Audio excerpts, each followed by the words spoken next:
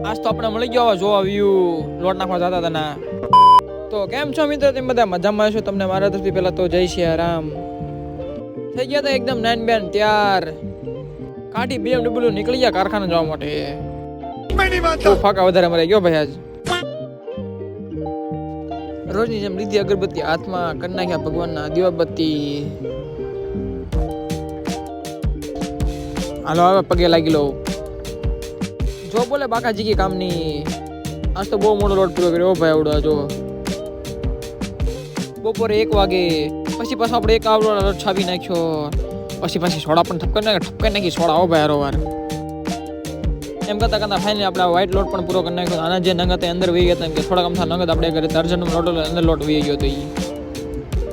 પછી પાછી ગાડીને સાહેબ નીકળી ગયા લોટ લેવા માટે. થોડા દિવસે હો ભાઈ, જોવા સનસેટ વ્યૂ જોતા તો નીકળી ગયા હતા ભાઈ. ગરમ મોઢું જોતા તો એ માલે.